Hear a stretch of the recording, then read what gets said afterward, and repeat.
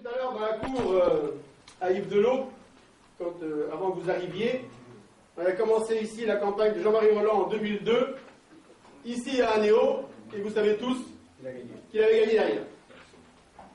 En 2007, il avait commencé la campagne à Anéo, vous savez ce qui s'est passé derrière?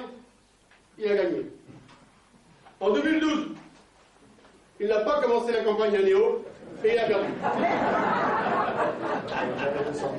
Alors voilà, tout ça pour vous dire que lorsqu'André m'a sollicité pour la salle des fêtes d'Anéo, pour une campagne de lancement, je pensais que c'était une réunion pour distribuer les documents à mettre dans les boîtes aux lettres, coller les affiches, donc une équipe de campagne pour travailler. Et puis c'est vrai que les SMS et la voie Internet est très pratique, et plus le téléphone arabe ici ou là, donc tout va bien. Ce soir, vous êtes 150 à la salle des fêtes d'Anéo, et je suis autorisé à en avoir 120. Voilà. Donc c'est de bon augure. Donc plus sérieusement, c'est vraiment le lancement de la campagne d'André et de Yves, qui vont faire course commune sur une campagne relativement courte. J'ai presque envie de dire tant mieux, parce que les élections, on entend parler depuis le mois de juillet-août l'année dernière, avec des primaires ici, des primaires par là, et avec le résultat qu'on en a connu les uns les autres, ça commence à faire un peu long. C'est mon avis, ça n'engage que moi.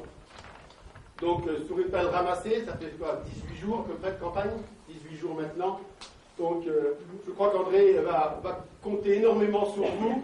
Il y a un gros travail et son staff est dans le fond de la salle pour distribuer dans les boîtes aux lettres et pour coller les affiches. Avec de la colle, pas avec du scotch ou avec des punaises. Voilà. Moi, ce que je souhaite, c'est vraiment une campagne de projets. Le projet du président de la République et puis le projet qui va nous être présenté en face. Les guerres, les guéguerres niveau caniveau, moi personnellement ça ne m'intéresse pas et c'est pas le genre de campagne que j'attends. Nous, ce qu'on attend dans le milieu rural, c'est comment répondre aux défis des communes, des petites communes, nos financements, la retraite de nos anciens, l'emploi pour nos jeunes, etc., etc. C'est ça qui m'intéresse. Les lister, c'est bien, mais savoir comment on fait pour y arriver. C'est ça qui est important. C'est les recettes. Et il y en a. Hein. Il y en a qui me disaient, à Anéo, vous avez tout fait. Anéo, on n'est pas plus riche qu'ailleurs, hein, vous savez. Hein.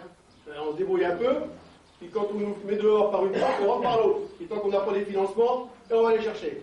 Alors, c'est facile à dire, c'est pas toujours facile à faire, j'en conviens, tout ça. Donc je pense que ce soir, c'est vraiment un bon démarrage. Tout le territoire est bien représenté. On va jusque du côté de Noyères, jusque dans le fin fond du Vézélia. Il faut dire qu'André, tout le monde le connaît. Dans le temps, on disait « Dédé, vas-y, on te pousse ». C'était des affiches « Dédé, on te pousse ». Maintenant, pour le pousser, il a pris un peu de poids, le camarade. Donc ça va être difficile, mais ça fait rien. Voilà. Donc je vais m'arrêter là, simplement pour vous remercier pour lui et pour Yves d'être venus si nombreux. Mais surtout, le travail commence pour les uns et pour les autres, de leur donner un bon coup de main pour distribuer leurs tracts. Vous les avez sur les chaises là. Donc ceux qui ont l'habitude au niveau de mon association, eh bien, faites-vous connaître. Hein. Vous avez distribué 100 tracts, il faut 10 minutes, hein, ça va vite. Hein. Le mari conduit et la femme distribue. Ça se passe comme ça ici chez nous. Non, mais ça se passe comme ça dans notre secteur. Hein. Ah bah oui, hein, voilà. Donc voilà. Donc je vais laisser la parole à Yves et à Dédé, je ne sais pas à qui d'autre intervenant, je ne sais pas. Surtout un grand merci. Et vous avez vu qu'Anéo vous accueille, il y a une place, un joli village. J'ose dire le plus joli village du département de Lyon. Je le dis toujours. Et ça énerve toujours. Oui, ça n'a rien. Voilà. Eh bien, bonne soirée à tous. Vous allez avoir chaud. Je m'excuse pour ceux qui sont un peu serrés, debout au fond. Mais vaut mieux une salle pleine, cher André, bien pleine. J'ai l'impression que si on avait été au marché couvert ce soir, 150, ça aurait fait vide. Et après, au niveau des médias, là, la salle, elle est bondée, c'est nickel. Voilà. Voilà, ben, je vous laisse la parole. C'est vous les candidats, c'est pas moi. Hein. Ouais.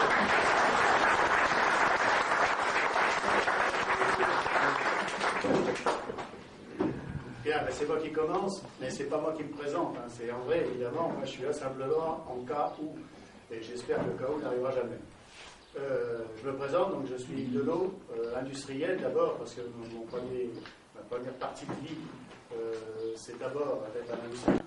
7 ans après, je rachetais l'usine de mon patron, et je crée ma première entreprise, et aujourd'hui, c'est un groupe, premier groupe français de galvanisation, 10 entreprises en France, 700 salariés, il faut que je parle plus fort. 700 salariés, voilà, et mon fils qui est avec moi va me succéder l'année prochaine, puisque je suis atteint par le limitage. Ça se voit pas, mais je vais bientôt avoir 70 ans. Confirmez-moi que ça se voit pas bien. Je ne vais pas vous épuiser la parole. Donc je suis maintenant depuis 8 ans maire de Saint-Florentin. J'ai appliqué à la mairie de Saint-Florentin les techniques entrepreneuriales, ce qui fait que ça a permis, parce que malheureusement depuis quelques années, les subventions c'est plus difficile à aller chercher. On y va aussi, moi aussi, quand on me fout dehors par la porte, je rentre par la fenêtre. Mais néanmoins, pour avoir 80% de subventions sur tout ce qu'on entreprend, c'est plus possible aujourd'hui. Mais c'est pas pour ça qu'on n'y arrive pas. Donc voilà, j'ai appliqué les méthodes d'organisation, etc. Je ne vais pas vous embêter avec ça. Mais enfin, à Saint-Florentin, depuis 8 ans, on voit qu'il s'est passé pas mal de choses. Je suis aussi président de la communauté de communes du Florentinois, qui s'est regroupée avec celle de Brignon-Saint-Denis récemment, et les élus m'ont fait confiance et m'ont encore porté à la présidence. Donc voilà, donc maintenant j'ai la responsabilité de 25 000 âmes et on entreprend justement des choses importantes sur le comité de communes. Moi, ce qui m'a plu quand André Millet m'a sollicité, c'était de montrer que, André, on le sait, c'est un UDI. Moi, je suis un gaulliste depuis tout le temps. J'ai hérité ça de mon père depuis tout gamin. Je suis un gaulliste convaincu, encarté. J'ai toujours EMP, moi je suis toujours un peu paumé, républicain. Voilà. Pas forcément très militant, mais toujours présent quand il faut. Et donc je pense que notre association renforcera bien l'union de la droite, qu'on représente l'union de la droite, et même si on a perdu les présidentielles, on n'a pas perdu le reste. Et pour montrer, on a voté pour Macron parce que de toute façon on n'a pas voté pour, on a voté contre quelque chose. On n'a pas, moi en ce qui me concerne, c'est ce que j'ai fait. J'ai pas, voilà. Donc aujourd'hui, il faut qu'à l'Assemblée, effectivement, la droite française, qui représente quand même quelque chose d'important, soit représentée. Et donc notre association est une vraie association UDI. Hélène. Merci. Ouais, heureusement, donc voilà. Et en plus, si vous voulez, en tant que maire de Saint-Florentin, moi, le député sortant, j'ai envie de le sortir. Et je vais vous dire pourquoi. C'est simple. Quand il a été élu, en bon républicain que je suis, je l'ai invité à déjeuner à Saint-Florentin. Il est venu. Comme il savait que c'est moi qui payais, il n'y a pas eu de problème. Il est venu casser la croûte. Ensuite, j'ai jamais revu. Il est venu qu'une fois. C'est quand il y a eu une grève chez Cycli, une entreprise florentinoise, où ça branlait un peu dans le manche. Il est venu, soi-disant, aider les salariés. En réalité, un mois après, le patron de l'usine Cycli fermait la boîte et maintenant, on a perdu une centaine d'emplois. Donc moi, ce député, je l'ai vu 2 fois. Une fois, ça va coûter un chèque, et la deuxième fois, ça va coûter une entreprise. Donc si vous voulez, ça, effectivement, on ne l'a jamais vu travailler sur Saint-Flour. Quand c'était Jean-Marie Roland, il venait régulièrement à Saint-Florentin, il venait régulièrement sur son territoire. Je sais qu'André, s'il est élu, mais j'en doute pas, c'est quelqu'un aussi qui viendra sur le territoire voir les élus qui lui ont fait confiance et qui défendra aussi nos intérêts à l'Assemblée. Donc voilà, je ne veux pas commencer à parler aussi du programme de la droite, c'est le boulot d'André de nous parler de tout ça. Néanmoins, il y a quand même un petit truc qui m'intéresse sur notre programme de la droite, étant industriel, c'est l'exonération des charges sociales sur les heures supplémentaires. Je peux vous dire que quand Sarkozy avait mis ça en place, mes salariés, à chaque fois que je leur demandais de bosser parce qu'on avait les commandes, il n'y avait pas de problème, ils y allaient de bon cœur. Aujourd'hui, comme aujourd'hui travailler, c'est pas forcément intéressant pour eux, c'est beaucoup plus compliqué. Donc moi je sais qu'une chose, c'est que l'exonération, c'est une bonne mesure, l'exonération des charges patronales et salariales sur les heures supplémentaires, ça permet de quoi faire? Ça permet de faire travailler les vrais professionnels. Parce que quand on a du secteur d'activité, on dit qu'il faut prendre des intérimaires, sauf qu'ils n'ont pas les formations, et nos vrais personnels qui savent bosser, eux, ils ont envie de le faire, parce qu'en plus, ça leur fera un peu plus d'argent sur lequel ils ne paieront pas d'impôts, ils n'auront pas de charges sociales, salariales également, et donc ça permettrait, ils auront envie de le faire, et ça encouragera le travail et les gens compétents.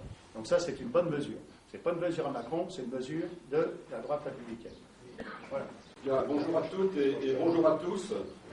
Je voudrais, avant de commencer cet échange, à la mémoire du peuple britannique qui vient de subir, hélas, comme nous l'avons subi à de nombreuses reprises, les outrages du terrorisme, je vous demanderai si vous voulez bien participer à un moment de recueillement et d'observer une minute de silence.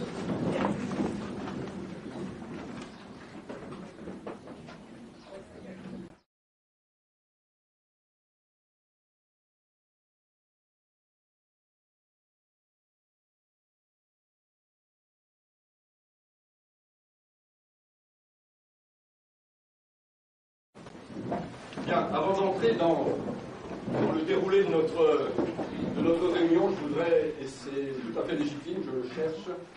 Alors, je voudrais remercier Pascal Germain. Il a indiqué dans son propos introductif que, effectivement, le choix d'une réunion de lancement de campagne pouvait, de manière symbolique, s'opérer dans la ville-centre qui incarne le sud du département à la ruralité, non pas car ne soit pas une commune rurale, mais la recherche du symbole nous a conduit, et je ne savais pas le rappel de l'histoire que nous a fait Pascal, mais nous a conduit à faire cette entrée en campagne, cette mise en jambe en quelque sorte, eh bien, dans une commune qui symbolise la ruralité du territoire. Et je savais qu'ici, à Anéo, le confort était assuré, que l'engagement du maire était acquis, et autant d'éléments qui nous conduisaient très spontanément à venir à Anéo. Donc je voudrais franchement remercier Pascal pour cela, et je sais que pour la suite de la campagne, eh bien, il restera mobilisé et qu'il en soit chaleureusement remercié. Je voudrais, en deuxième lieu, adresser des remerciements à Yves Delot. Yves Delot, c'est un personnage qui occupe le terrain départemental. Il vous a dit quelques-unes de ses facettes, elles sont bien plus nombreuses.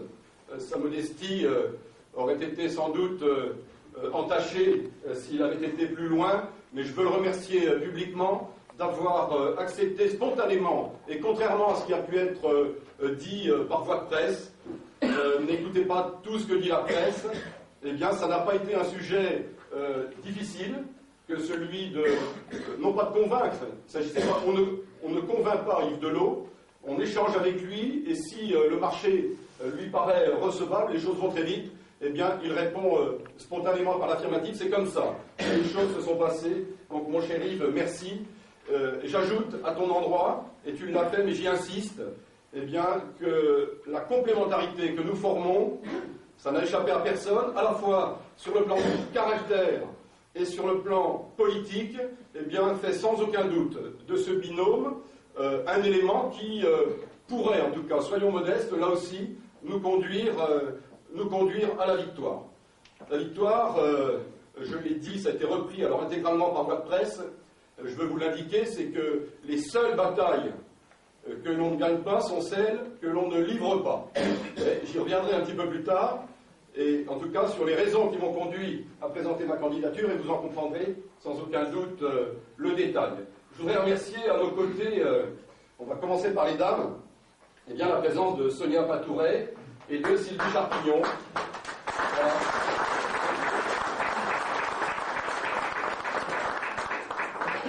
Valeureuse conseillère départementale qui participe à un grand mouvement qui est celui de la mixité, puisqu'il n'a échappé là non plus à personne que dans le département de l'Yonne, nous avons non seulement respecté la loi au conseil départemental, mais nous avons une femme de plus que la moyenne. Vous voyez, c'est le seul département français qui est dans cette situation. Donc, mesdames, soyez remerciées pour votre engagement public. Et puis remercier, alors, Patrick Gendreau, le maire de Chablis.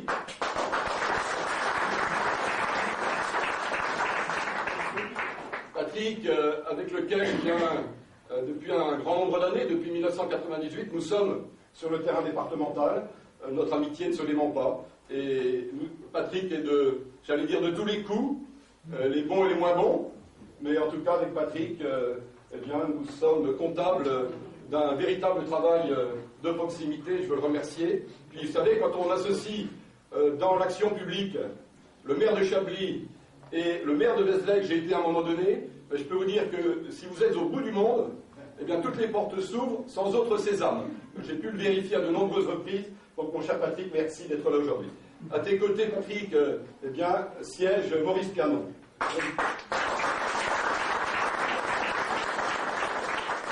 Maurice Pianon, engagé depuis longtemps sur le terrain public, dans un territoire qui est sans doute un territoire le plus affecté par la déprise rurale, par les difficultés économiques et leur cortège de conséquences sociales, le Tonnerrois, mais Maurice Pianon qui jamais ne baisse la garde et qui eh bien, est en proposition permanente. Aujourd'hui, il a un projet industriel pour le Tonnerrois, nous en parlerons sur le Tonnerrois, et je veux en tout cas remercier Maurice d'être présent ce soir. À titre personnel, je veux remercier l'ami, je veux remercier le compagnon qui chemine avec nous sur le terrain départemental.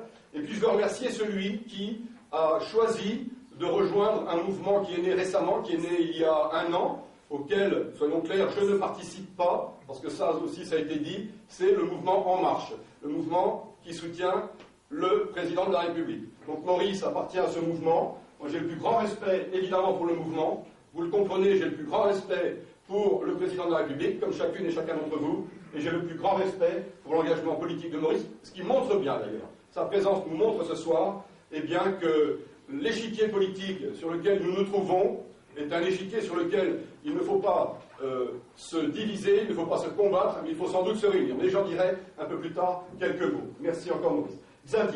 Xavier, ta présence me convainc.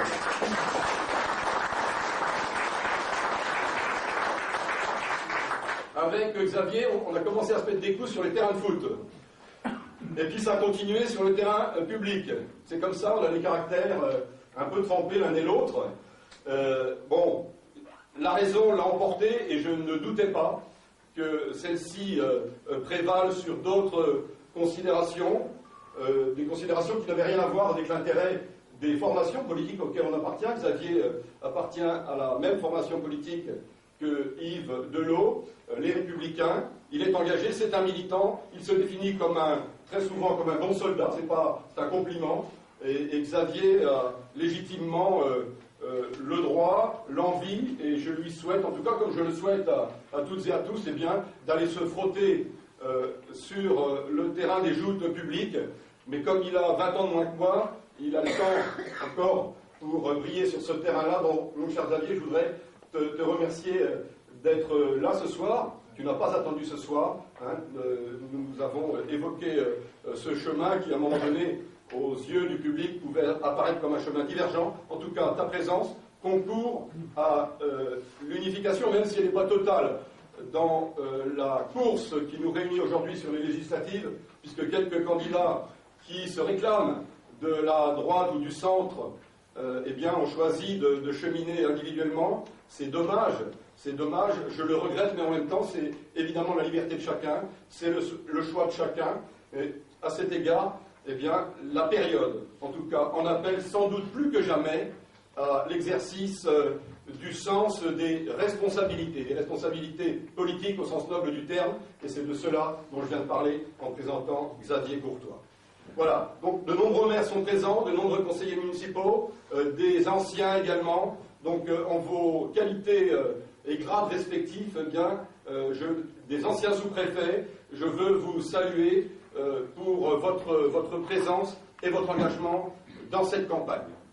Nous sortons d'une campagne, pas si parmi vous, il y a 2 ans, il y a 18 mois, il y a 1 an, la grande majorité de ceux qui sont dans cette salle se seraient engagés pour le résultat qui nous a été donné à connaître à l'issue du 2e tour des élections présidentielles. En tout cas, moi, je n'appartenais pas à cette catégorie-là, et franchement, il aurait fallu être grand clair pour lire dans les orientations qui allaient se prendre à l'occasion de ce grand rendez-vous démocratique qui allait installer dans notre 5e République le 8e d'entre eux, le 8e président de la République, et ça a été Emmanuel Macron. Je vais tout vous dire, que les choses soient bien claires. Donc, mon campement, ma tente est plantée sur le terrain politique, au centre de la vie publique, c'est le centre droit. C'est sans doute ce qui m'a valu il y a 1 an d'être invité par un parlementaire socialiste de Bourgogne, qui par ailleurs a été président du Conseil régional de Bourgogne, avec Maurice Pianon, qui faisait partie du déplacement, et une autre collègue, par le ministre des Finances de l'époque.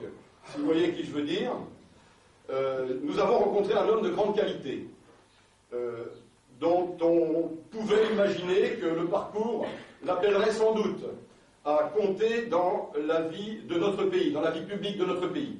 Mais de là à imaginer qu'à l'issue de cette rencontre, très civile, très agréable, très amicale, eh bien Emmanuel Macron allait devenir, 1 an après, le président de la République, eh bien ça appartenait franchement à un schéma, à un scénario que nous ne pouvions pas, en tout cas, envisager. En tout cas, pour ma part, eh bien, j'ai choisi, parce que c'est la constance de l'engagement qui m'a indiqué cela. J'ai bien indiqué qu'on était libre d'aller où on le souhaitait sur le terrain politique, avec quelques limites, si vous le permettez.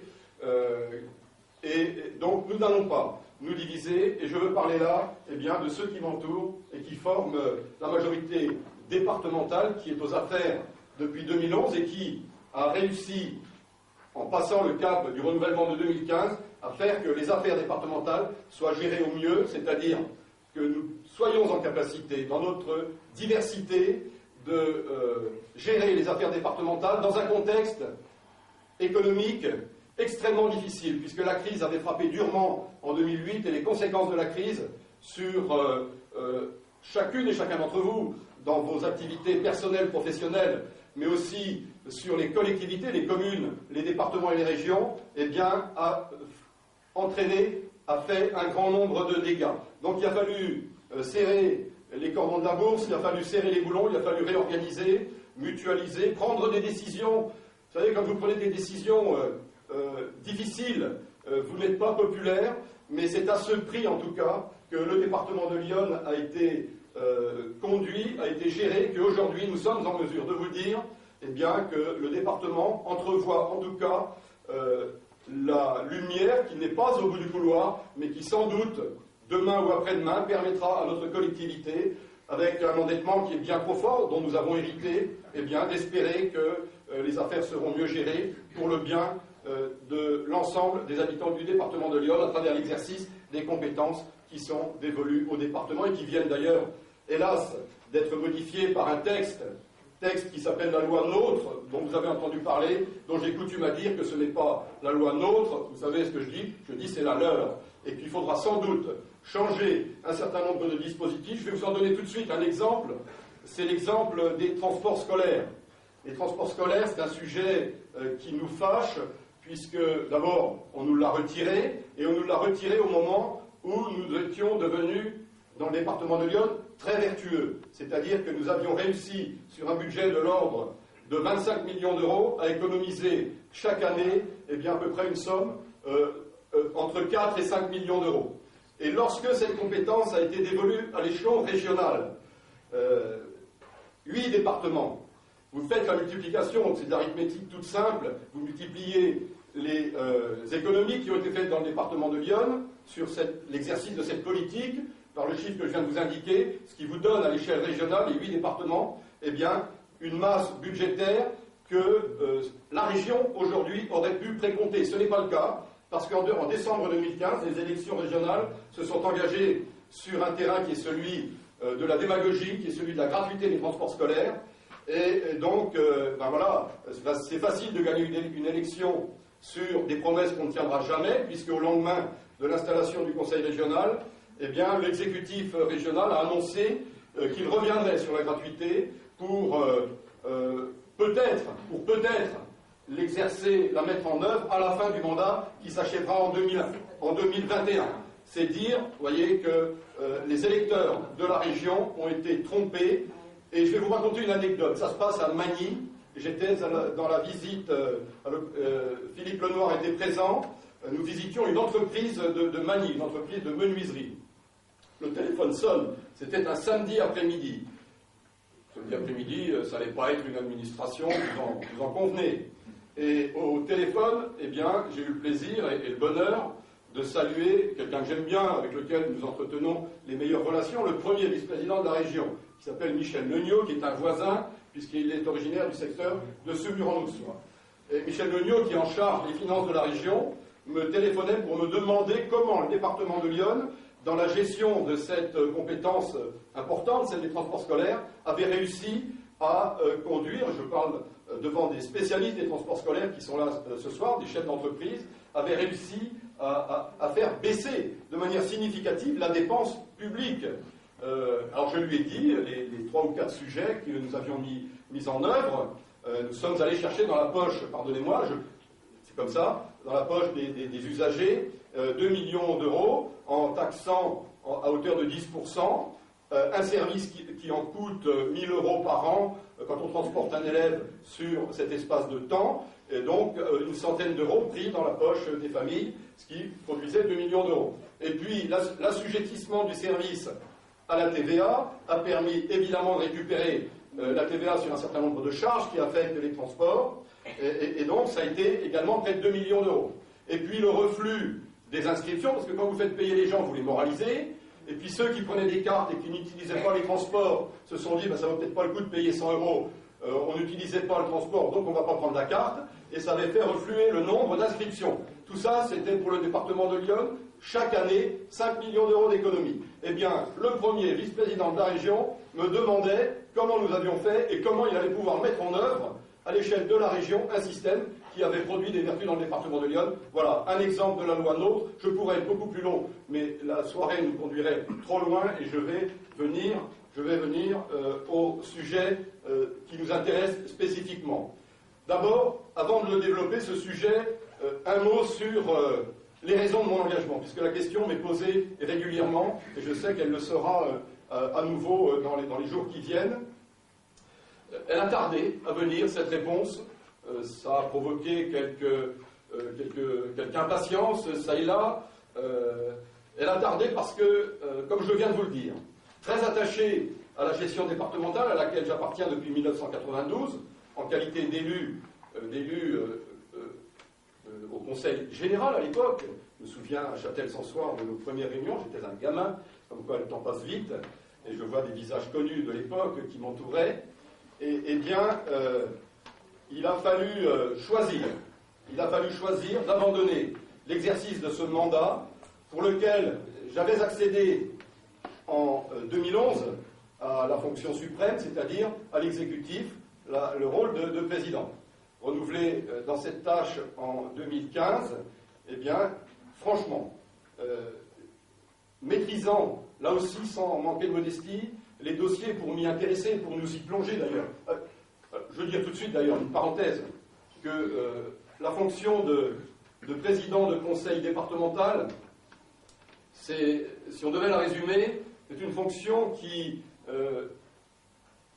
doit d'abord être remplie par celui qui est un chef d'équipe, c'est-à-dire qu'il est entouré et seul il ne peut rien faire dans l'exercice de cette mission. Donc c'est un travail d'équipe, vous l'avez compris. A contrario, le travail de parlementaire est un travail de solitaire. Vous n'êtes pas complètement seul, mais vous êtes seul face à l'exercice de cette mission législative, ce qui est radicalement différent en termes d'engagement personnel, en tout cas dans la vie publique. Donc j'abandonnais, de fait, puisque le cumul des mandats nous contraint, c'est ainsi, chacun peut avoir là-dessus un avis différent. Moi j'ai un avis, je vais vous le dire tout de suite.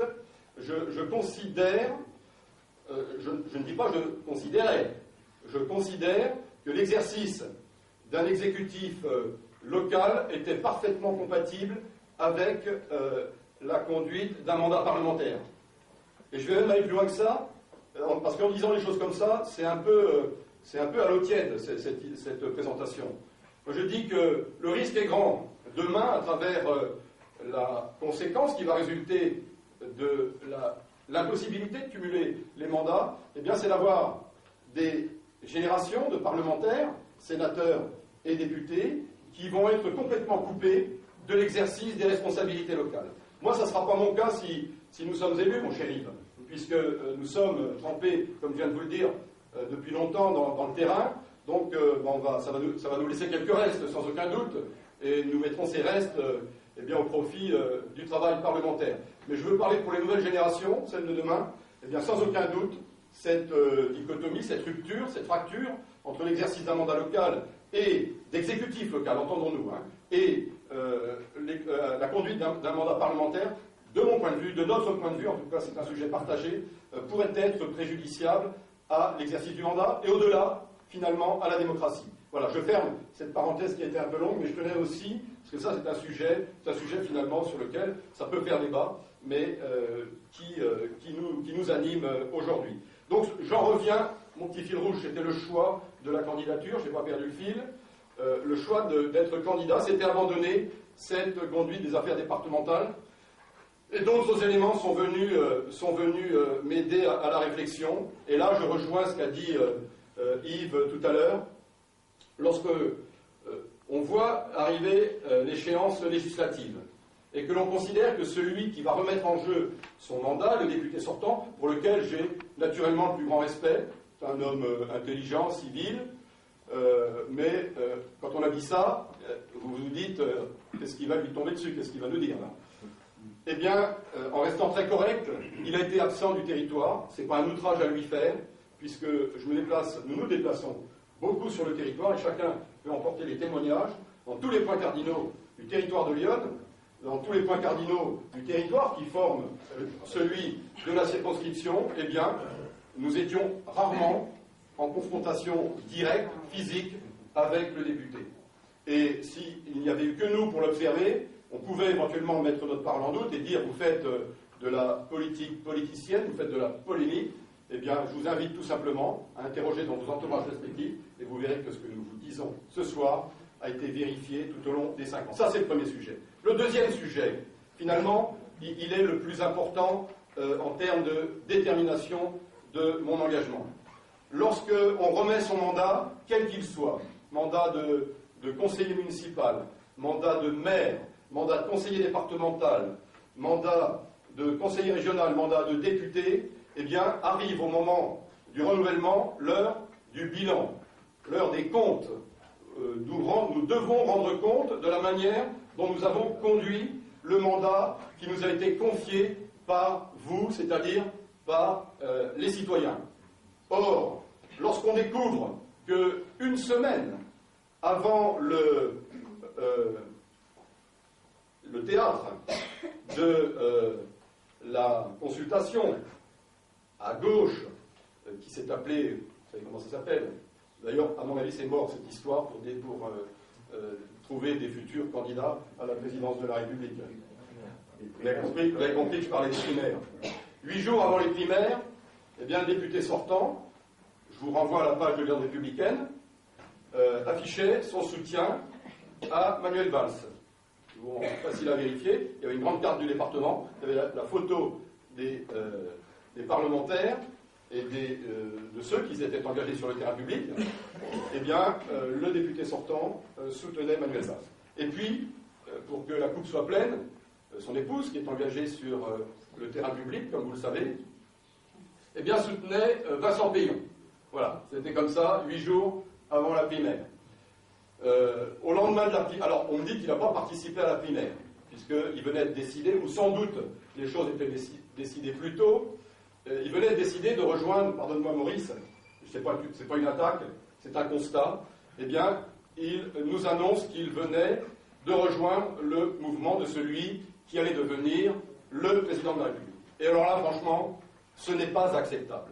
Ce n'est pas acceptable parce que quand on met dans sa poche 5 années de mandat, quand on met dans sa poche la rose au point qui accompagnait les engagements qui précédaient ce mandat qui s'achève, eh bien je me dis qu'on trompe l'opinion, on trompe nos concitoyens, et on ne veut pas rendre compte devant eux de l'exercice du mandat qui lui a été confié. Et ça, sur le plan, tout simplement, de l'exercice démocratique, c'est inacceptable. En résumé, il a repeint la carrosserie de la voiture, mais il a gardé la vieille mécanique. Voilà comment il apparaît.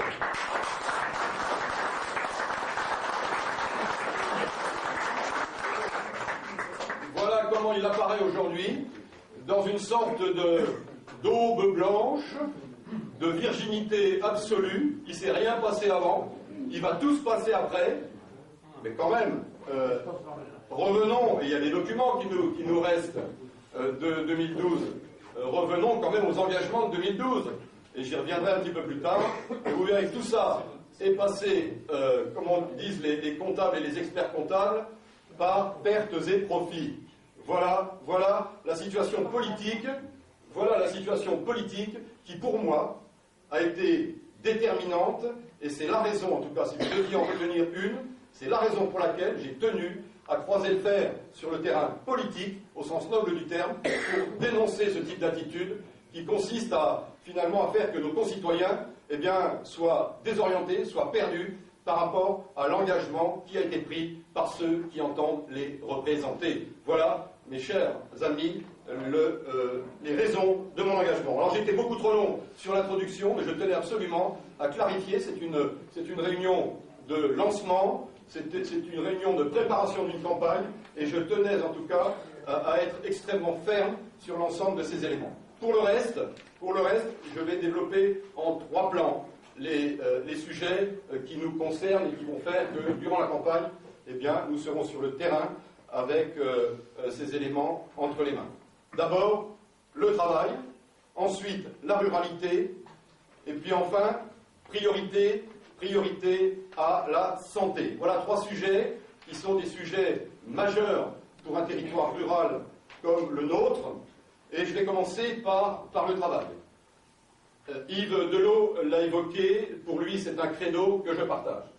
Le travail est une valeur partagée, c'est une valeur décriée, mais c'est une richesse qu'il faut restaurer. Ce n'est pas le cas aujourd'hui, et il y a un certain nombre de décisions qui doivent être mises en œuvre rapidement. La première d'entre elles, et dès l'été sans aucun doute, c'est la défiscalisation des heures supplémentaires.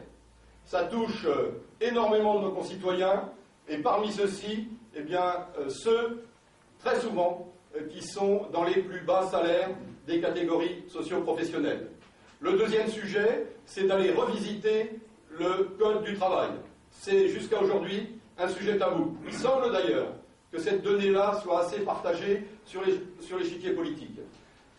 Il n'est pas question, ça doit rester des valeurs régaliennes, celles de l'État, d'aller sur la durée du temps de travail, on va se l'interdire, et d'aller sur la rémunération, bien évidemment.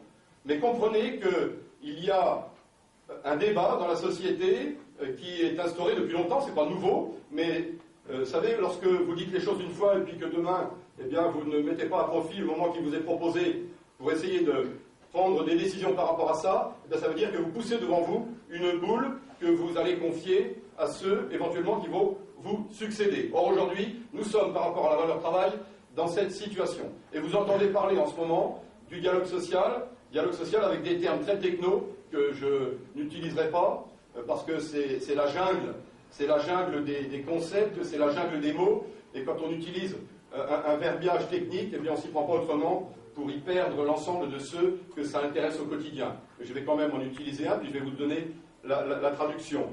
L'inversion de la hiérarchie des normes. Ouais, là, quand on a dit ça, qu'est-ce qu'il a dit, monsieur? Hein? Voilà, on entend que ça tous les jours, et on lit ça tous les jours dans les journaux. Inversion de la hiérarchie des normes. Ça veut dire tout simplement, alors c'est ce qu'il faut retenir au fond, c'est ce que je retiens, c'est tout simplement, c'est de descendre au niveau de l'entreprise et de s'éloigner des accords pris dans le cadre du dialogue social par les partenaires sociaux au niveau central, au niveau national, de s'éloigner aussi des accords de branche et d'aller au plus près de l'entreprise, c'est-à-dire avec le chef d'entreprise et ses salariés, pour discuter de la manière dont eh bien, le Code du travail va s'appliquer à l'échelle de l'entreprise. Et si on ne le fait pas, eh bien, comme l'a dit Yves tout à l'heure, on prend le risque, alors en venant distribuer des tracts devant, et ça c'est de la démagogie, devant la porte de l'entreprise pour faire semblant de soutenir les salariés parce que l'entreprise a des difficultés, et ça conduit évidemment l'entreprise, dans un certain nombre de cas, dans un nombre de cas bien trop important, eh bien, à fermer la porte, à tirer le rideau. Eh bien ça, il faut que ça cesse, il faut de la fluidité, et il faut que le dialogue social s'instaure au cœur de l'entreprise, au sein de l'entreprise.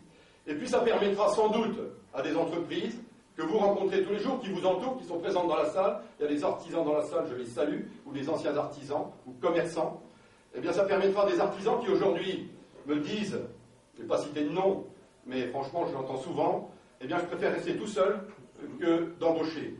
J'ai du boulot jusqu'à mi-2018, et je n'embaucherai pas, parce que si d'aventure, pour des raisons qui m'échappent aujourd'hui, eh bien mes commandes venaient à diminuer, eh bien je ne pourrais pas, ou en tout cas dans des conditions financières satisfaisantes pour mon entreprise, je ne pourrais pas me séparer d'un collaborateur dont j'ai eu besoin.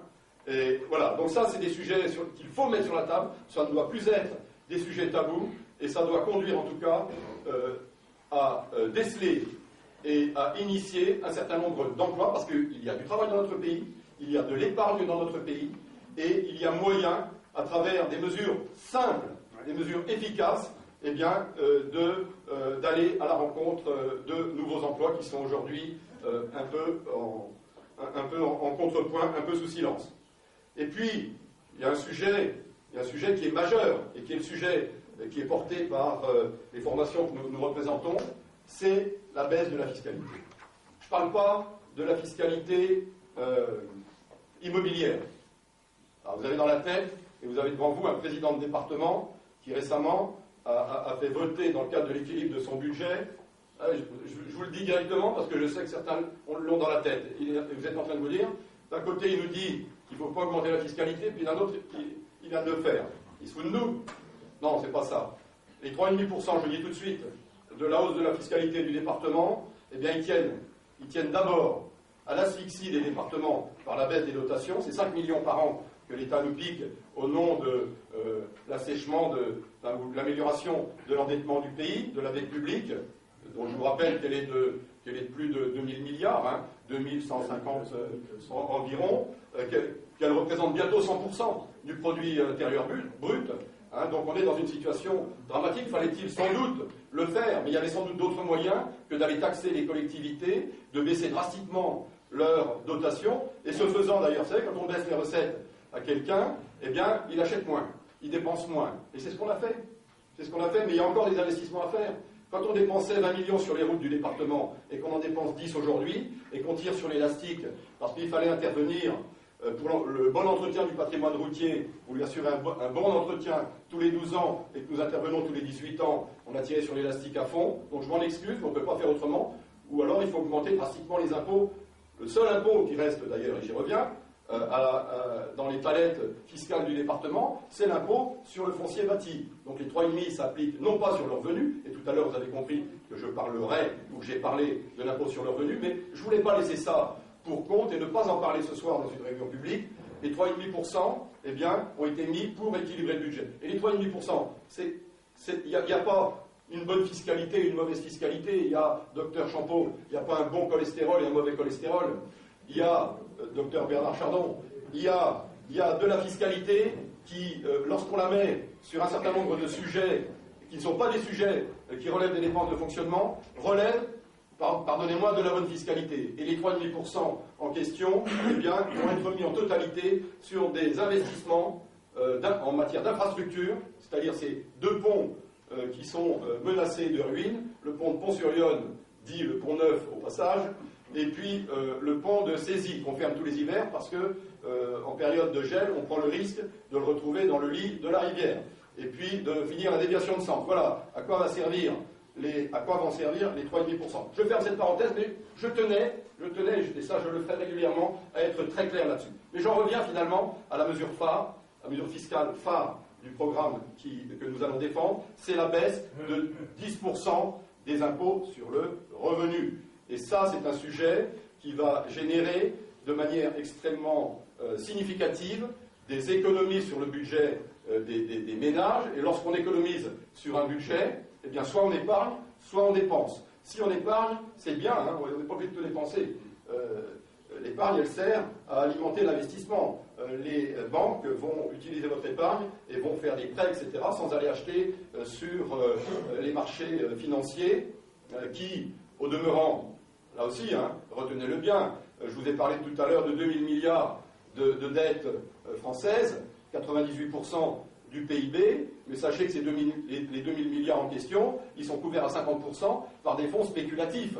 50% de la dette française est détenue par des fonds spéculatifs qui circulent dans la sphère financière mondiale. C'est ça le sujet. Donc si on a de l'épargne à travers des recettes des ménages qui vont être moins taxés par une fiscalité qui va être allégée, ou si les ménages vont consommer davantage, eh bien ce sont les entreprises qui vont pouvoir enregistrer des commandes. C'est une mesure importante. Et puis alors il y a une autre mesure qui figurait d'ailleurs dans le programme électoral de celui qui termine son mandat, c'était l'amélioration des petites retraites, minimum vieillesse, etc. Alors je ne sais pas, il y a sans doute dans la salle des gens qui... mais je vais lui faire une surprise prochainement, comme vous n'êtes pas nombreux, vous ne le répéterez pas. D'abord, je ne vais pas vous dire, regardez la télé dimanche après-midi. En conclusion, ça sera ma conclusion sur le plateau de France 3, où je vais dimanche. Les petites retraites, c'est un véritable sujet. Aujourd'hui, et ce ne sont pas d'ailleurs, ce ne sont pas ceux qui enregistrent les plus petites pensions qui se plaignent le plus, ce qui est quand même un vrai paradoxe. Et vous avez autour de vous, moi j'en ai, des gens, des anciens artisans, anciens agriculteurs, des veuves d'agriculteurs, qui ont bien moins de 1 000 euros par mois. Je vais vous donner l'exemple d'une veuve d'agriculteur qui a 335 euros par mois de retraite, qui, si elle n'avait pas la reversion de son mari qui est de 600 euros, eh bien, ne saurait pas manger tous les jours. C'est ça le sujet des petites retraites, et c'est des sujets comme ceux-là pour lesquels il ne faut pas faire de démagogie. Augmenter toutes les retraites, ça ne sera pas possible. Mais il y a un certain nombre de petites retraites pour lesquelles il faut, de manière impérative, aller vers une augmentation. Donc voilà un sujet de justice sociale, en tout cas, qui nous préoccupe. CSG qui vont aussi... Alors, je vais parler de la CSG. Merci Yves. La CSG, c'est la mesure du camp d'en face. Contribution sociale généralisée, 1,7 d'augmentation de la CSG, c'est ce qui est proposé, qui va toucher trois niveaux de revenus. Le revenu en salaire, le revenu en épargne, et puis le revenu des pensions. Le premier va passer à celui sur les salaires à 9,2, 9,2, le deuxième à 9,8 sur les placements, et le troisième à 8,2 sur les pensions. Donc voilà, ce sont finalement, alors les salariés, ce sont ceux qui vont, il faut être objectif, hein, donc pas dire n'importe quoi, les salariés vont être moins touchés puisque le annonce une baisse d'un certain nombre de charges sociales. Mais quand on regarde la feuille de paye d'un salarié qui touche le SMIC, 1400 par an, brut, eh bien, la différence entre les exonérations de charges sociales et la non-imposition ou la moindre imposition par rapport à la CSG, eh bien, c'est 25 euros par mois. Alors, il ne faut pas se moquer du monde. Il faut dire les choses. La réalité, elle est là. Par contre, les placements, ça va dérouiller. Les retraités, ça va dérouiller. C'est comme ça. Demain, on ne va pas raser gratis parce que c'est bien beau d'annoncer des mesures, mais il faut les financer. Voilà la vérité en matière de programme. Troisième sujet, en matière de travail, parce que je suis toujours sur la donnée travail, c'est l'apprentissage. L'apprentissage, on en parle depuis toujours. L'apprentissage, il y a parmi vous des chefs d'entreprise qui sont devenus chefs d'entreprise parce qu'ils ont été un jour apprentis. Maçons, tous les métiers qu'on peut imaginer, du bâtiment, les services, etc. L'apprentissage, au-delà de la transmission des savoirs, c'est sans doute la voie royale pour assurer, non pas la totalité d'une cohorte de notre jeunesse, une bonne formation, mais au moins pour une partie d'entre elles, et elle est mal utilisée. Il y a eu le plan 500 000 apprentis décrété par le président de la République sortant. On est à la moitié en matière d'atteinte des objectifs. Et puis dans Lyon, pour revenir sur le terrain départemental, eh bien, il y a un centre de formation des apprentis, dont l'effectif était de 1200 il n'y a pas bien longtemps. Il est descendu bien en dessous de 1000. Et donc, il y a là un véritable sujet national, un véritable sujet départemental pour lequel, eh bien, il est temps de remettre de l'ordre. Et puis lorsque l'on sait que, considérant les statistiques des demandeurs d'emploi, eh bien que 80% du chômage est dû à une formation mal adaptée ou à une formation insuffisante, eh bien, il y a sans doute, par rapport à cette vertu travail et par rapport à l'apprentissage, un chemin à explorer, un chemin à développer. En tout cas, c'est un sujet dont nous nous emparerons. En tout cas, vous pouvez compter sur nous pour aller défendre ardemment ce sujet-là.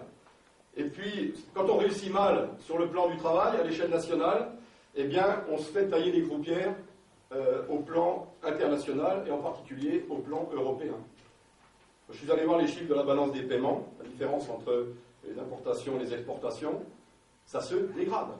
À l'heure où nous parlons aujourd'hui, ça continue de se dégrader.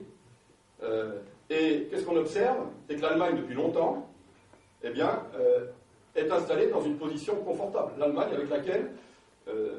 mais on découvre, et ça c'est une donnée récente, qu'à l'échelle européenne, eh bien, l'Italie l'Espagne, j'ai commencé à vous dire, en matière de commerce extérieur, qu'on se faisait tailler des paupières. Eh bien, ces deux pays-là sont en train de passer devant nous. L'Angleterre aussi.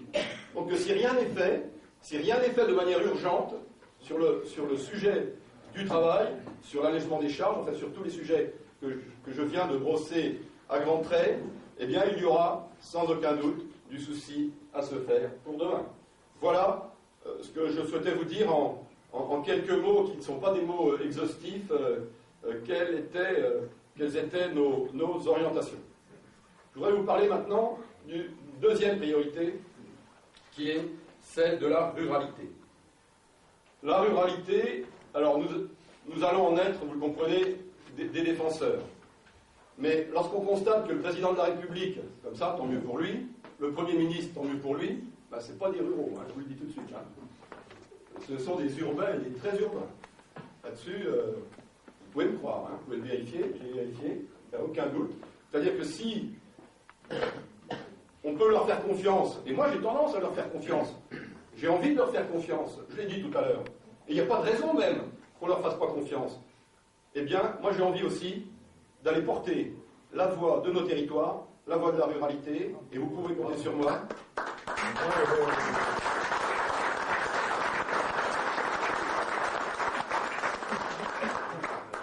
Je salue Aurélie Berger que je n'avais pas vu.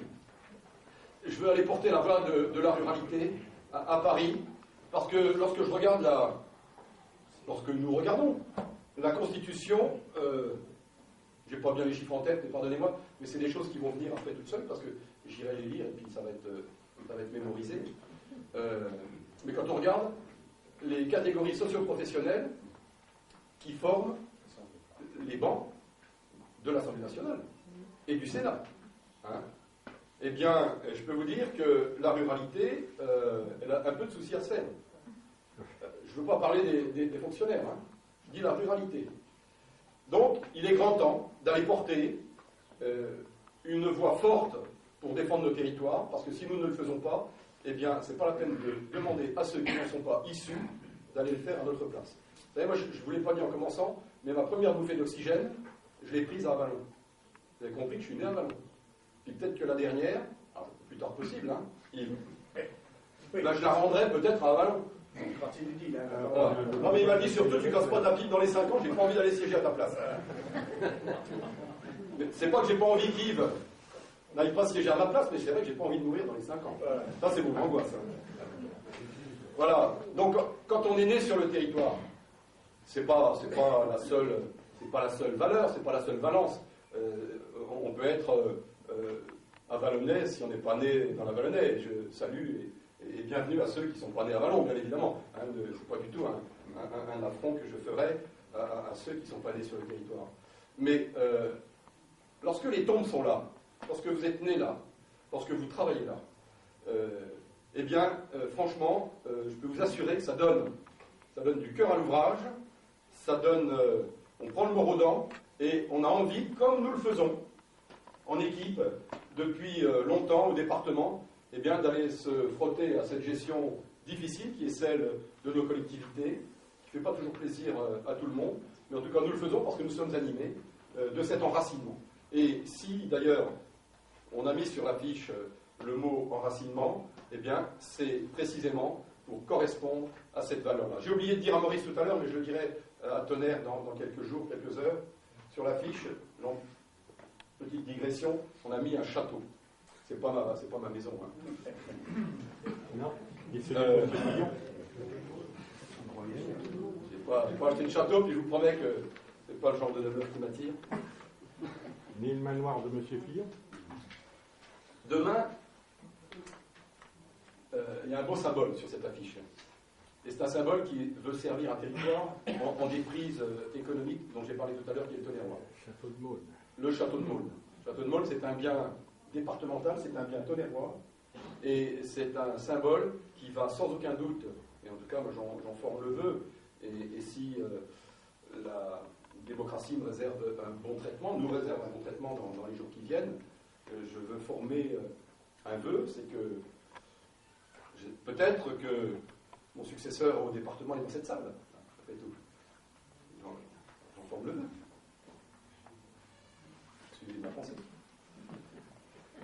que celui-ci ou celle-là, vous voyez, entre aucun doute, eh bien, prennent à son compte cette... je regarde des deux côtés, pour pas être pris en défaut. Prennent à son compte... C'est pour que vous écoutiez. Prennent à son compte le patrimoine du département. Et il y a là un vrai symbole qui va marquer non seulement le département, mais qui va marquer ce territoire fanérois. Et c'est la raison pour laquelle nous avons souhaité faire figurer le château de Maulne, parce que nous allons nous battre pour ce territoire qui en a sans doute dans la Vallonnais, Tonnerrois, Migénois, Florentinois, le plus besoin. En tout cas, je le dis de cette manière-là, et je veux redire à Maurice, en cet instant, eh bien, combien notre engagement va se mettre au service de la terre qu'il a choisi de servir. C'est le conseiller municipal de Vézelay qui parle. Comment ? C'est le conseiller municipal de Vézelay qui parle. Pas du tout. À Vézelay, je salue le maire de Vézelay. Je salue le docteur Barbieux. Vézelay, comment vous dire ? Vézelay appartient au patrimoine commun. Vézelay vous appartient, pardonnez-moi docteur. Mais Vézelay, c'est le patrimoine de tous. Salut à François Boucher. Vézelay appartient au patrimoine collectif et soyons fiers. Et soyons fiers de compter, en tout cas sur notre territoire départemental, un endroit de cette nature, parce qu'il sert l'intérêt de tout le territoire et bien au-delà. Franchement, c'est une chance inouïe. Et je veux dire au docteur Barbieux la chance qu'il a de servir cet endroit marqué par l'universalité. Voilà. Je voulais vous le dire en forme de clin d'œil, cher Hubert. Donc la ruralité, j'y reviens. Je ferme cette parenthèse. La ruralité, j'y reviens. Elle a été mise à mal depuis 2000 à travers... j'ai parlé de... Sans opposer, alors soyons aussi là-dessus limpides et clairs, sans opposer la ruralité à la ville, c'est pas ça le propos. Mais soyons clairs, c'est que depuis 2000, eh bien, les grands programmes en matière d'aménagement du territoire, tous les financements, ou la majorité d'entre eux, ont été dirigés vers la ville. Ça a été la politique de la rénovation urbaine à travers ce grand programme de l'ANRU. Il fallait le faire. Il fallait le faire sans aucun doute. Mais on peut s'interroger aujourd'hui sur les résultats, parce que là aussi, il y a beaucoup à dire en matière de vivre au quotidien en milieu urbain, après les milliards qui ont été engloutis dans l'ensemble des villes moyennes et des grandes villes de France, au moment où, depuis 2000, eh bien, on a abandonné en France. On a abandonné la ruralité. La DGF dont on a parlé tout à l'heure, la dotation globale de fonctionnement, je ne veux pas être techno non plus là-dessus, c'est 100 milliards. C'est 100 milliards par an. Eh bien, cette DGF, elle est distribuée de manière je ne vais pas dire inéquitable, mais de manière différenciée. C'est-à-dire que si vous appartenez à un milieu urbain, la dotation globale de fonctionnement par habitant est notoirement supérieure à la dotation globale de fonctionnement qui est enregistrée en milieu rural. Voilà, ça il faut le savoir. Donc il y a sans aucun doute, compte tenu des efforts qui ont été développés pour la ville depuis 2000, et compte tenu des efforts qu'il faut développer impérativement pour le milieu rural à partir de maintenant, eh bien il faudra sans doute, à partir de cette enveloppe qui ne bougera pas, on travaillera, là aussi, je ne veux pas être démagogue, on travaillera en enveloppe constante. Eh bien, il faudra réorienter une partie des dotations de l'État vers les territoires ruraux. Et pourquoi nous sommes en retard sur un certain nombre de services ? Je vais en citer un sujet, deux qui occupent des sujets quotidiens. C'est la téléphonie et puis c'est Internet. Eh bien, tout simplement parce qu'il n'a pas été possible de développer sur les territoires ruraux des plans, des schémas suffisamment ambitieux pour équiper de manière significative ces territoires. Le département de l'Yonne, qui voit aujourd'hui, depuis la loi Macron de 2015, arriver le premier pylône en matière de téléphonie mobile. Premier pylône qui est installé en France. Au titre de la loi Macron, il est installé dans l'Yonne et il est installé à Champcevrais. C'est financé à 96% par l'État, c'est très bien. Et il faut continuer. Moi, j'encourage l'État, et ça c'est une bonne initiative. Il faut continuer, il ne faut pas en rester à ça. Mais si on avait entendu la loi Macron de 2015 pour faire les premiers pylônes dans le département, je peux vous dire qu'il y a un grand nombre de territoires de l'Yonne dans lesquels, même si ça ne va pas bien, je vous l'accorde, eh bien ça n'irait pas du tout. hein, vous n'auriez pas de téléphone du tout. C'est-à-dire que le département a ses frais, dans un passé qui est bien antérieur à 2015, a équipé 13 pylônes. Un exemple, on m'a dit qu'il y avait des gens de Noyères dans la salle. Le pylône de Noyères, il a été installé pas par le plan Macron, il a été installé par le plan des Massangy, par le plan des 13 que je viens de citer sur les finances départementales. Et quand on a érigé ce pylône d'ailleurs, c'est anecdotique mais je le dis quand même, à Noyères, eh bien, il a fallu attendre des mois, des longs mois, quasiment un an, quand le pylône a été érigé, pour que l'opérateur pilote qui avait été désigné pour équiper le pylône en téléphonie mobile daigne venir s'installer. Hein. Alors j'en profite tout de suite pour dire eh bien, que la ruralité, il a fallu qu'elle s'organise. Et on a fait un schéma dans Lyon, la téléphonie mobile, je viens de vous en dire un mot, Internet. Par rapport à Internet et à la faculté d'utiliser normalement aujourd'hui, pour faire votre déclaration d'impôt par exemple, pour faire votre déclaration taxe si vous êtes agriculteur, pour transmettre la photo de vos petits-enfants à vos cousins où il faut encore la nuit pour passer le poids du document, etc., etc. Enfin, vous pouvez multiplier les exemples, chacun pourra à foison alimenter le propos.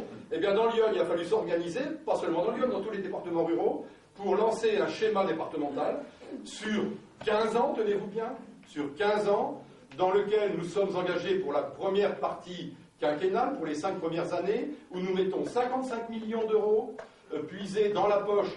En partie, on est aidé un peu par l'État, mais par les communautés de communes, par le département, un peu par la région, et que si nous ne nous étions pas engagés dans ce dispositif, eh bien nous aurions eu le temps d'attendre longtemps avant de pouvoir améliorer la desserte vers Internet. Et sur deux sujets, sur deux techniques, la montée en débit, je ne vais pas là non plus, je ne vais pas être techno, c'est la fibre, c'est le cuivre, le fil de cuivre qu'on connaît, qui est en place depuis 100 ans ou 150 ans sur le territoire, et puis la fibre optique dans un deuxième temps, hein, qui va se développer. Mais là aussi, quand on lit en ce moment, dans tous les magazines et dans tous les communiqués publics ou politiques, qu'en 2022, la France sera équipée en fibre optique, notez-le aujourd'hui, notez-le bien. Je vous donne rendez-vous en 2022. Hein, alors, non mais attendez, merci François. Merci François. Quelle est la réalité du département de Lyon par rapport au schéma que je suis en train de vous présenter, dont je vous parle? Eh bien, c'est que les opérateurs qui n'ont pas fait le boulot, qui enregistrent les dividendes des appels que vous faites, eh bien, n'ont rien fait et ne feront rien pour les territoires ruraux. Et ils vont équiper 2 territoires du département, dans le cadre d'un appel à projet. Ça va être l'Aglo d'Auxerre en totalité, moins 2 communes, la commune de Champs et la commune de Lindry, parce que ces 2 communes sont entrées dans le dispositif après la constitution de l'Aglo, et la commune de Sens. C'est-à-dire que ces 2 territoires vont être équipés gratuitement, quand je dis gratuitement, par les opérateurs. Hein, les habitants de ces territoires vont être équipés en matière de fibre optique par les opérateurs. Pour tout le reste du département, on a désigné le département s'est auto-désigné pour être chef de file, et s'il ne l'avait pas fait, il n'y avait personne pour le faire. Il faut être clair. D'où l'intérêt de conserver aussi une dimension de proximité et une dimension départementale. Je ne l'avais pas dit, c'est une occasion de le faire et de le dire. Donc aujourd'hui, c'est le département qui est chef de file. Donc nous sommes, je le répète, engagés dans une première période de 5 ans. Il y aura une deuxième période de 5 ans. Il y aura une troisième période de 5 ans. Et soyons clairs, parce que les moyens financiers qu'il faut y mettre sont considérables et que nous n'avons pas collectivement les moyens de le faire. Donc nous attendons du président de la République, qui a eu cette heureuse initiative par une loi qui porte son nom en 2015. J'attends dès cette année, et nous soutiendrons cette initiative. Nous la soutiendrons parce qu'elle est vitale pour nos territoires ruraux. Je vous rappelle qu'on est dans la thématique, dans la deuxième priorité, qui est celle des territoires ruraux. Elle est vitale. Eh bien, nous soutiendrons en tout cas des initiatives qui tendront à ce que l'État s'engage de manière significative au plan national pour équiper l'ensemble des territoires ruraux. Nous en avons un besoin impérieux. Voilà 2 sujets dont je voulais parler concernant la ruralité. Le troisième sujet, c'est celui de la santé. Il y a des médecins dans la salle. Je les salue, je les remercie pour leur engagement respectif, mais ils savent mieux que tous quelle est la situation aujourd'hui sur le territoire départemental. Et finalement, le territoire départemental, il est à l'image des territoires ruraux au niveau national. Nous sommes dans une situation où le nombre de médecins compte tenu de, hélas, j'ai dit tout à l'heure que je ne souhaitais pas casser ma pipe dans les 5 ans, mais l'élargissement de la pyramide des âges vers le haut fait que, voilà, naturellement, le règne végétal, le règne animal vieillit et les médecins qui appartiennent à cette catégorie aussi, eh bien, vieillissent et qu'à un moment donné, ils font valoir des droits mérités à la retraite et ne sont pas remplacés, ou en tout cas à un rythme qui ne correspond pas à leur départ de la vie professionnelle. Puisque aujourd'hui, on compte sur le terrain départemental à peu près 1000 praticiens, pas des généralistes, 1000 praticiens, toutes disciplines confondues. Il y a 216 ou 213 médecins généralistes sur le territoire départemental. Eh bien, si nous ne nous engagions pas de manière résolue à l'échelle locale, les communes, les intercommunalités, le département, dans de véritables programmes pour lesquels nous puisons les ressources sur nos propres ressources. On n'a pas de compétences particulières là-dessus. Hein.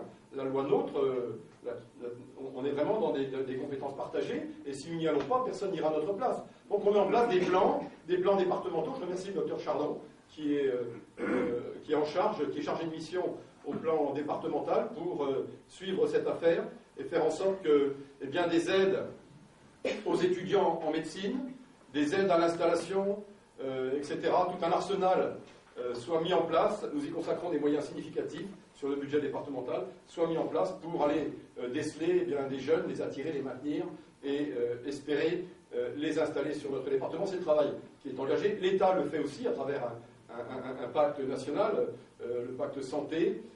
Donc on voit bien que tout concourt aujourd'hui à ce que les choses, en tout cas nous en formons le vœu, s'améliorent, sauf que des mesures fortes et peut-être coercitives doivent être prises, nous le souhaitons, nous le disons, nous l'écrivons, et que le numerus clausus, c'est-à-dire le nombre de médecins dont on décide, futurs médecins, qu'ils entreront dans la mission, dans la fonction qu'ils ont choisie, que ce nombre soit géré non plus à l'échelle nationale, mais soit géré à l'échelle régionale, parce qu'on s'aperçoit que par une sorte d'attirance vers le soleil, on appelle ça l'héliotropisme, il y a plus de médecins au sud de la France qu'au nord, comme s'il y avait plus de malades au nord qu'au sud. Enfin bref, c'est un peu incohérent en matière de carte d'offre de soins sur le territoire national, mais il y a là un vrai sujet de préoccupation. Donc nous sommes attelés à la tâche et nul doute que nous y parviendrons.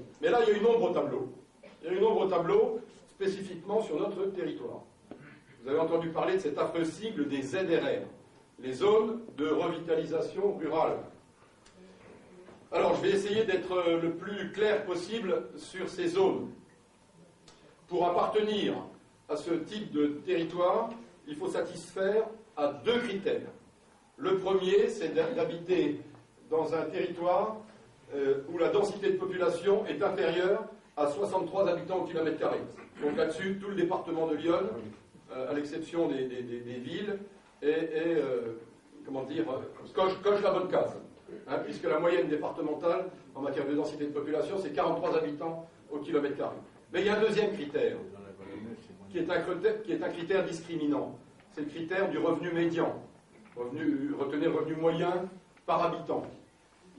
Si vous dépassez le revenu de 19 111 euros par habitant et par an, eh bien le territoire auquel vous appartenez, territoire qui n'est plus le canton, ça c'est ce qui vient de changer justement, qui est la communauté de communes à laquelle vous appartenez. Si vous dépassez les 19 111, eh bien, quick, le territoire entier, c'est-à-dire il n'y a pas seulement votre commune, mais toute la communauté de communes, est exclue du territoire de la ZRR. Et c'est ce que nous vivons en ce moment. C'est pas dans les livres.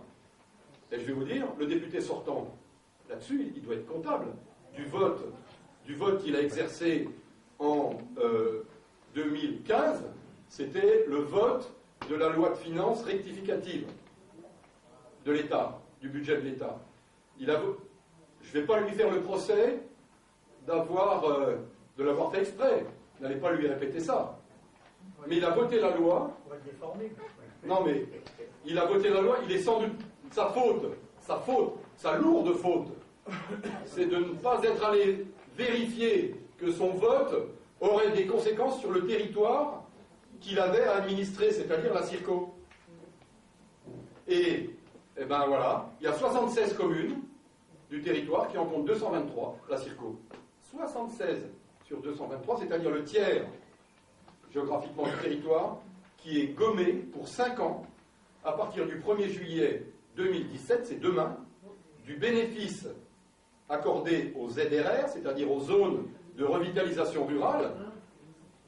Et quand je vous dirais, j'ai préféré conclure par cela, que les bénéfices de l'appartenance à une zone comme celle-là, c'était des exonérations sociales et fiscales pour les entreprises, qu'il s'agisse des entreprises artisanales, commerciales ou les professions libérales, dans lesquelles interviennent, dernier concept, les professionnels de santé. C'est-à-dire qu'un médecin qui va s'installer ou qui envisage ou qui envisageait de s'installer après le 1er juillet sur l'une de ces communes ne pourra pas bénéficier des exonérations en question. Alors vous avouerez quand même, ça sera ma conclusion sur ce sujet, qu'il y a là une certaine légèreté de la part de celui qui aurait dû vérifier que son vote allait être un coup de poignard à la Circo dont il avait la charge, et que, eh bien, demain, il empêcherait finalement, paradoxe suprême, il empêcherait des médecins de s'installer, alors que dans son discours, il va dire partout qu'il faut installer des médecins, qu'il va aider les médecins à s'installer.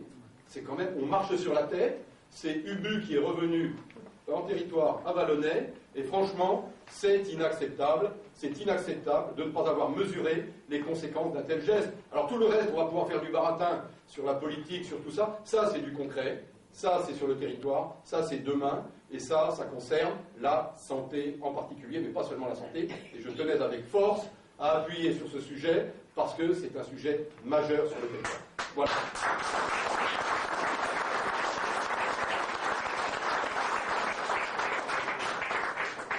En conclusion, parce que j'ai bien le sentiment, salut Gérard, quand on s'en va comme ça d'une réunion, on part jamais discrètement avec moi. C'était Gérard Paillard, le maire de Châteauroux. Non mais je dis ça pour le compte rendu de séance. En conclusion, parce que j'ai vraiment le sentiment d'avoir été trop long, mais en même temps le sentiment d'avoir laissé de côté trop de sujets, je voudrais vous dire que nous ne serons pas une force de négation. Nous ne serons pas une force d'opposition. Nous serons des parlementaires, Yves et moi, vigilants, qui regarderont tout ce qui est bon pour le territoire, et nous combattrons, nous voterons donc tout ce qui est bon pour le territoire, et nous combattrons ce qui nous paraît ne pas aller dans le sens des intérêts des habitants de nos communes, de notre territoire, dans le sens des intérêts de Lyon, dans le sens des intérêts de la circonscription. Voilà, mesdames et messieurs, ce que je voulais vous dire en me pardonnant d'avoir été long.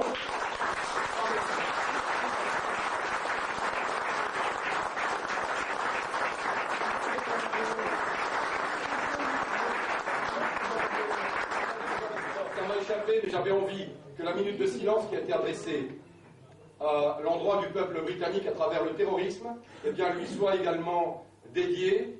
Je ne connais pas tout le sujet, mais en tout cas, quelles qu'en soient les causes, les conséquences sont inacceptables, elles sont dramatiques. Il y a un homme qui a perdu la vie, puis il y a des gendarmes dans le fond dans cette affaire, eh bien, qui ont tué un homme. Et je me dis qu'en conscience, tuer un homme dans des conditions comme celle-là, eh bien, je plains en tout cas celui qui a porté le coup. Il était sans doute dans l'exercice de sa mission. Je ne porte pas de jugement, mais je me dis qu'il y a là un véritable problème de société, et on me souffle avec justesse que le nombre d'agriculteurs, mais pas seulement, qui se suicident à l'échelle nationale, eh bien, correspond sans doute à un mal-être d'une profession qui doit absolument être pris en compte. Et mon engagement, je le dis là avec solennité, avec gravité, avec force, eh bien, mon engagement pour aller sur la bagarre législative, eh bien, c'est d'aller porter à l'Assemblée nationale la voix des agriculteurs, parce que quand le pays donne à l'échelle européenne plus qu'elle ne reçoit, eh bien le pays a le droit, absolument, le droit d'être exigeant. Voilà ce que je voulais vous dire par rapport à ça.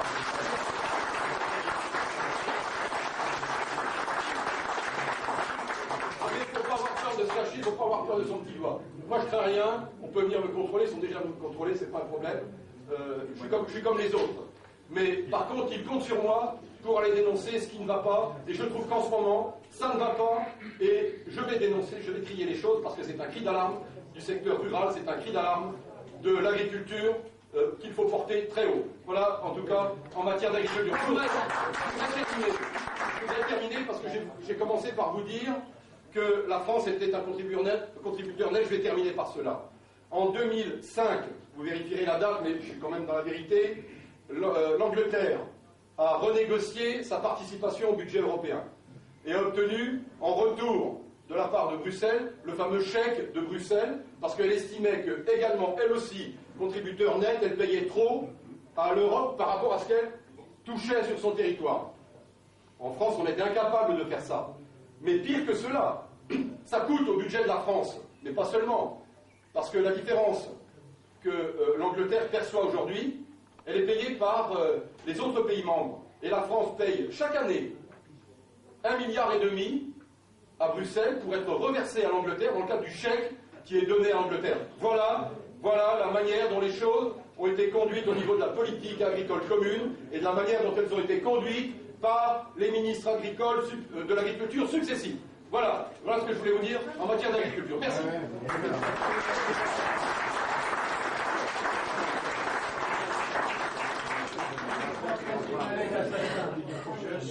Au niveau industriel, parce que bon, là c'est un métier que je connais bien pour l'avoir exercé depuis 47 ans, on a aussi, si vous voulez, ce qu'il faut savoir, c'est qu'on nous parle du CICE, vous savez, comme des cadeaux qu'on fait au patron, c'est une vraie connerie, parce que je vais vous donner quelques chiffres. Plus fort. Je vais vous donner quelques chiffres.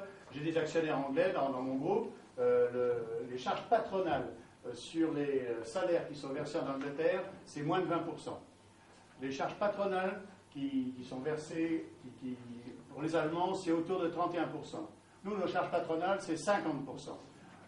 Le CICE, ça représente dans nos entreprises environ 4% d'économie. C'est-à-dire que de 50, on est passé à 46. Vous voyez qu'on a encore beaucoup de chemin à faire. Donc là-dessus, on sait bien que j'espère qu'on va tout faire pour André soit élu. Et derrière, il y en a un qui va lui casser les pieds régulièrement pour qu'à l'Assemblée, des sujets comme ça, il les défende. Et parce que c'est là que ça se passe. C'est que, si vous voulez, il ne faut pas faire croire aux Français pour ce sujet précis, qu'on fait des cadeaux aux patrons. Bien sûr que non, on ne fait pas des cadeaux. On baisse les charges sociales patronales et ça nous permettra d'être compétitifs à l'export. Deuxième sujet qu'il a abordé pour la paysannerie, pour nous c'est pareil. On aide les pays à se développer qui sont partenaires de l'Europe, c'est très bien. Sauf qu'on oublie de faire une réglementation simple. C'est-à-dire qu'on aide les pays pour qu'ils se développent dans leur pays. Mais quand je pense, par exemple, que moi j'ai deux concurrents très importants, un pour lequel on lui a payé son usine de fabrication de candélabres en Pologne. Il y en a un autre en Portugal, on lui a payé aussi son usine à 80%. Moi, à chaque fois que j'investis, on ne me donne rien. Hein. Et donc maintenant, qui vient avec des salaires polonais qui sont à peu près 20%, à hauteur de 20% de ce que ça nous coûte chez nous, et des salaires portugais à hauteur de 30% de ce que ça nous coûte chez nous. Comment voulez-vous qu'on résiste maintenant? On reçoit des poteaux polonais, on reçoit des candélabres portugais, même si j'aime bien les portugais, même si j'aime bien les polonaises en particulier, mais ça ne suffit pas parce que, quelque part, c'est une concurrence déloyale. Autrement dit, les normes européennes, il faut absolument qu'à l'Assemblée, on revoie tout ça. Moi, je suis pour l'Europe, mais pas pour l'Europe ficelée n'importe comment. Et qu'il faut revoir des règles d'attribution, de la façon dont ça doit fonctionner. Bon, tout ça, c'est très important. Voilà, je voulais ajouter ça.